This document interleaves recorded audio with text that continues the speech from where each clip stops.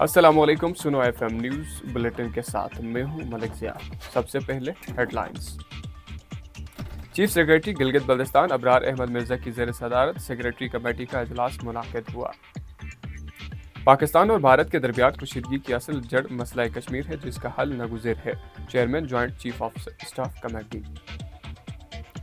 Professors کے services structures کو بہتر کیا ہے اور کالجز کو جدید سہولیات سے آراستہ کیا جا رہا ہے، secretary higher education. Gilgit Baltistan حکومت نے گندم کوٹا سسٹم کو صاف اور شفاف بنانے اور گندم اور آٹے میں آئرن، فولک ایسڈ اور دیگر ضروری اجزاء شامل کرنے کے لیے لائحہ عمل طے کر دیا۔ اب خبروں کی تفصیل۔ چیف سیکرٹری گلگت بلتستان ابرار احمد مرزا کی زیر صدارت سیکرٹریز کمیٹی کا اجلاس منعقد ہوا۔ اجلاس میں ایڈیشنل چیف سیکرٹری مشتاق احمد سمیت دیگر انتظامی سیکرٹریز اور ڈائریکٹر جنرلز نے شرکت کی۔ اجلاس میں مختلف محکموں کی کارکردگی، نئے مالی سال کے بجٹ اور ترقیاتی منصوبوں پر بریفنگ دی گئی۔ اجلاس میں خطاب میں چیف سیکرٹری نے انتظامی سربراہوں کو ہدایات دی ہے کہ ترقیاتی منصوبوں کی منصوبہ بندی میں شفافیت، بروقت تکمیل اور عوامی مفاد کو ترجیح دی جائے۔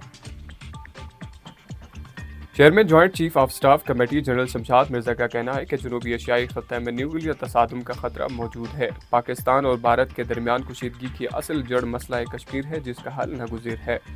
پاک بھارت کشیدگی کے تناظر میں chairman joint chief of staff committee نے 22ویں شنگری-لا ڈائیلاگ 2025 میں تفصیلی موقف پیش کیا۔ جنرل شمشاد مرزا نے بھارت کی جانب سے پانی کو بطور ہتھیار استعمال کرنے کو بین الاقوامی قوانین کی کھلی خلاف ورزی قرار دیا۔ گلگت بلتستان کے گورنمنٹ کالجز کے لیکچررز، اسسٹنٹ پروفیسرز اور ایسوسی ایٹ پروفیسرز کو اگلے گریڈ میں ترقی کا نوٹیفیکیشن جاری کیا گیا ہے۔ Secretary higher education Farid Ahmed نے اگلے گریڈ میں ترقی ہونے والے پروفیسرز کو مبارکباد دی اور نیک تمناؤں کا اظہار کیا۔ سیکرٹری نے مزید کہا ہے کہ پروفیسرز کے سروسز اسٹرکچر کو بہتر کیا ہے اور کالجز کو جدید سہولیات سے آراستہ کیا جا رہا ہے۔ انہوں نے کہا ہے کہ PC4 کے تحت مزید اسامیاں بھی پر کیے جائیں گے اور جدید ترین کمپیوٹرز کے ذریعے سائنس لیبس کو بھی اپ گریڈ کیا جا رہا ہے۔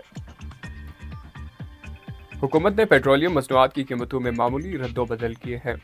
پیٹرول ₹1 فی لیٹر مہنگا کیا ہے، جس کے بعد پیٹرول کی نئی قیمت ₹253.63 فی لیٹر ہو گئی ہے، جبکہ ہائی سپیڈ ڈیزل کی قیمت برقرار رہے گی۔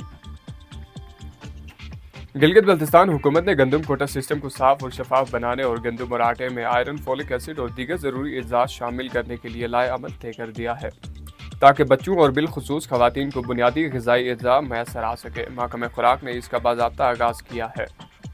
سیکرٹری خوراک گلگت بلتستان صفدر خان نے عوام سے اپیل کی ہے اس خیر میں محکمہ خوراک کا ساتھ دیں تاکہ متوازن اور غذائیت سے بھرپور خوراک سے گلگت بلتستان کا ہر فرد مستفید ہو سکے۔